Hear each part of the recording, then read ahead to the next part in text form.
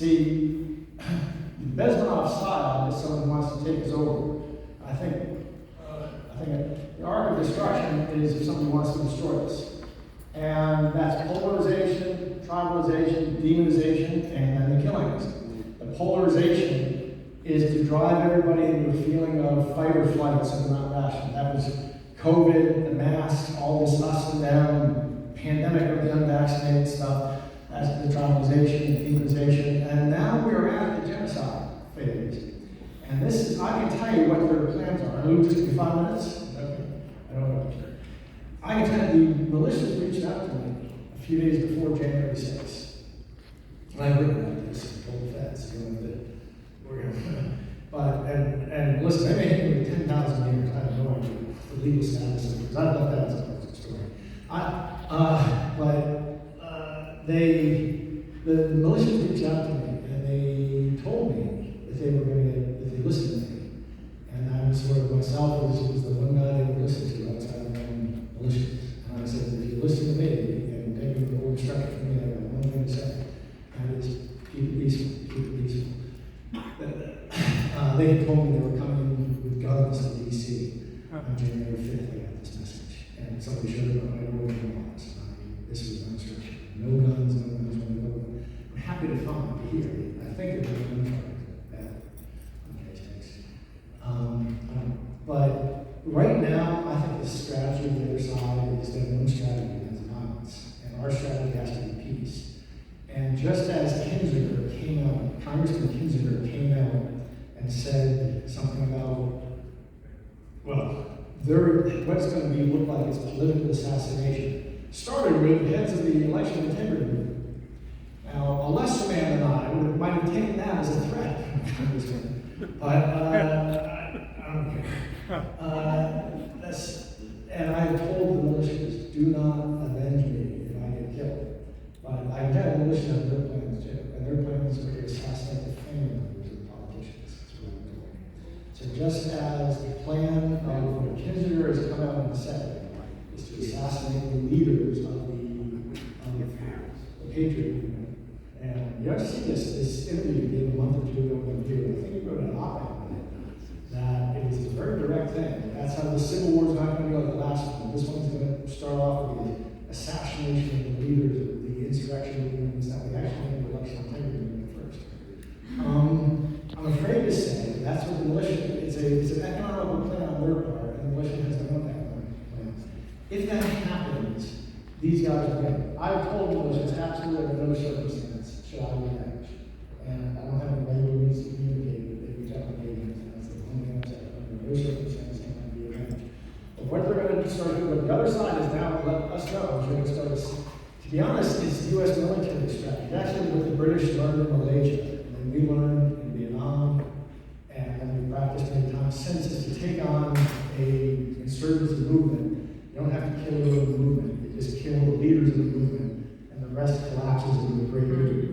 But this is the first time that doctrine has been tried in a country where the leaders live themselves. And the strategy of the militia side is to assassinate the family members who are available everywhere, all these affairs. So that's what's coming. Sounds scary. I'm not scared. You know why? Oh, Department of Homeland Security is now telling me there's a movement to tell people that I'm, so domestic terrorists are people who doubt the election integrity, who the COVID narrative, and have other misinformation to spread about Russia. Does that describe anyone? Next thing you say is 6'5" and blue eyes. I'm hearing that within the Department of Homeland Security, they're telling their trainers, Patrick Byrne is going to turn out to be the domestic, and within the federal agencies themselves. So I was told 2 years ago, Byrne name has become on a lot of people's lips across the agency in D.C., and half of them think you're a hero, and half of them think you're Edward Snowden, but not smart enough to flee the country. And I've actually heard, about a year ago, I heard that it's like 50% on my side. By 6 months ago, I heard 65%. Now I hear that there's really a schism within the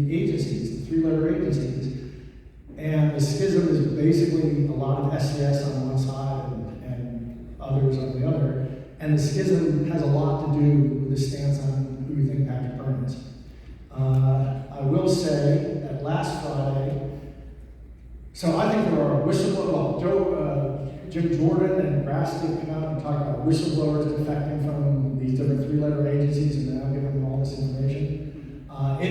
We're really at a crisis in Washington. And literally, I'm told that the crisis has something to do with some people get, like, the trainers at DHS are being told to train newcomers that I'm part of I'm going to try to disrupt this election and this and that. I'm a domestic extremist. And people are realizing that that's the corruption. That the trainers are realizing that people who are telling them to say that are the correct forces, which is something I could have told them. And just last Friday, Senator Grassley recommended a top FBI agent for prosecution. That top FBI agent is named Timothy Tebow. He is the head of investigating political corruption within the FBI. Wouldn't it be something if he himself turned out to be corrupt? Yeah. Well, it would explain a lot, wouldn't it? Yeah. Timothy Tebow, I think that's a name you're going to be hearing more of. I'm the witness. I live with all this. And I'm telling you the truth. And if you folks want to hire the best polygrapher in the country, you hire all pay donation to you can polygraph. And I'm telling you the truth, but everyone told you. So they're coming for me in some way. Why am I not worried? Because we the people have you, and you're going to stop it.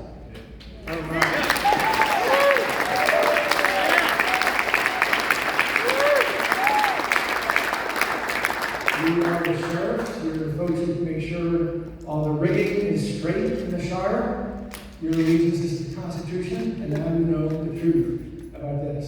On my eyes, I took part in a scheme of a deep state, don't know who it was, within the federal government, to set up Hillary Clinton, and so they were calling her. Now, I really don't know who's behind it.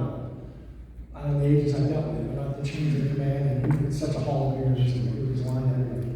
But I swear on my eyes, that happened, and I was part of the whole Russian investigation from the day she landed. They knew all about her. Everything about that was a setup. And they're lying when they say it all started in July 2016. It's a flat line to cover what really happened. So I promised to visit deep state, and I'm telling you that about what happened 6-7 years ago to try to make more acceptable what we're telling you now. What you've experienced, these random things you've been experiencing in the last 2 years. Crazy and unscientific response to COVID, the weird Antifa stuff, and then this crazy election. It's all tied together. Yes.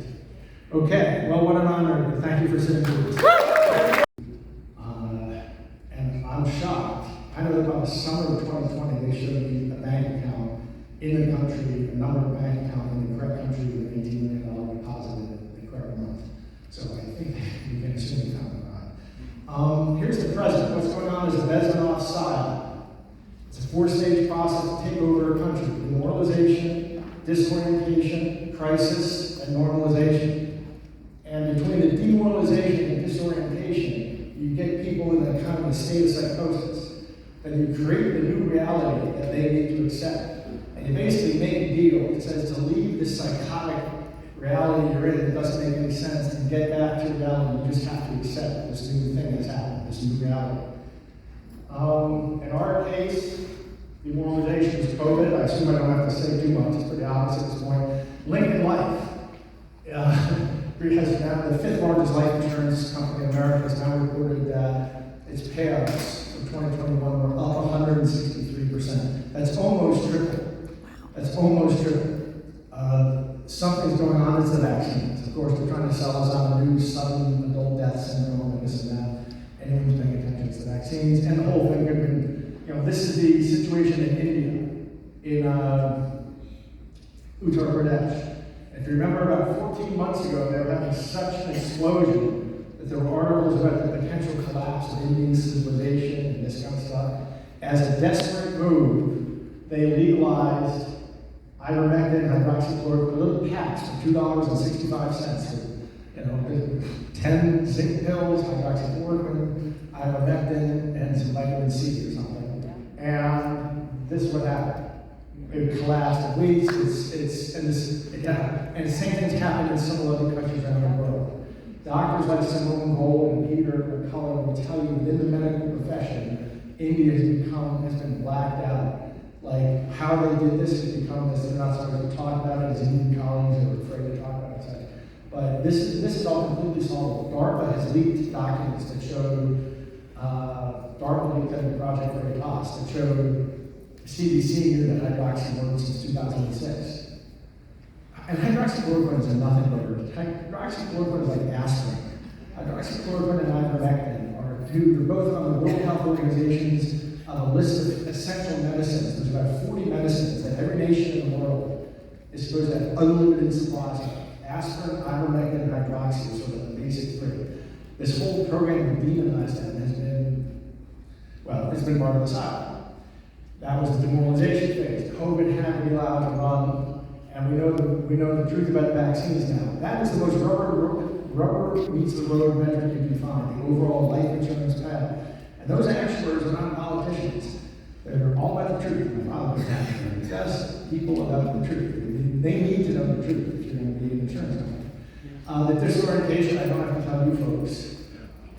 This was all a mechanism to disorient. I know a lot about this that I've never seen in the public. I don't know if it is known in the public, but that, for example, there were protesters getting paid $300 per day, $500 if you got arrested, in $100 bills. That's all known? Okay, we'll have to wait on that. The election, the crisis is the election. And this is actually the clearest one of these graphs of the January 5th runoff. Obviously, if you've ever worked with numbers or any natural process, you see that it's unusual that at 11:06 at night you suddenly have, things like that. But and the same thing occurred on election night, in Wisconsin and in Michigan, these famous graphs. And no, it does not coincide with a big rush from one heavily Democratic precinct. That's how that works. I would say that all the debate's over in the last 2 weeks. May I have a water, please? Can I tell somebody for that? Mr. Bottle, I don't care if it's even over. It's not over. Okay, thank you. Thank you. Congressman?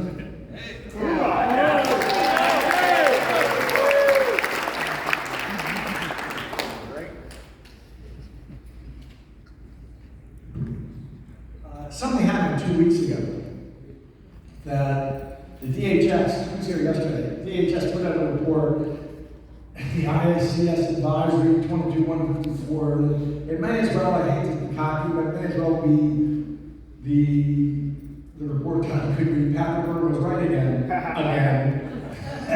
because this just says these machines have 9 major vulnerabilities that are unfixable. The truth is they're unfixable. 9 major, they call them vulnerabilities, they're failures.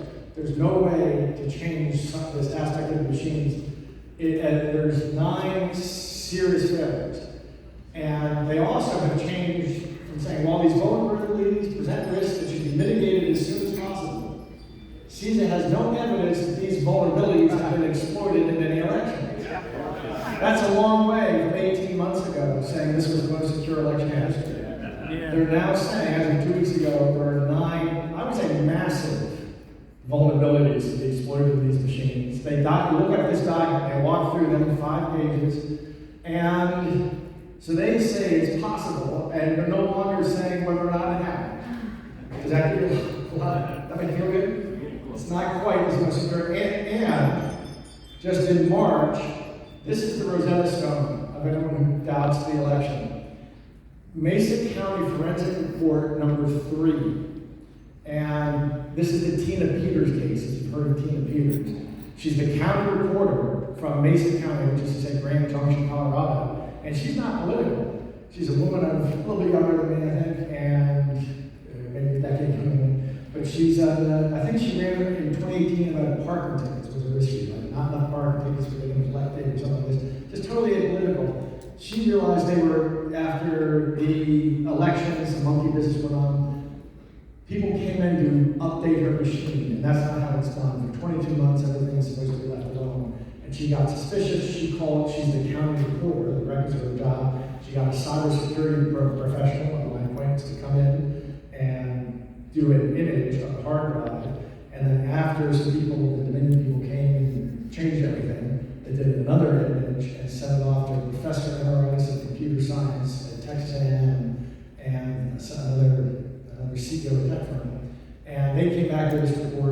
that say not only does the before and after images when you compare them show a complete smash down of the election, about 100,000 files erased. Every one of those is its own file.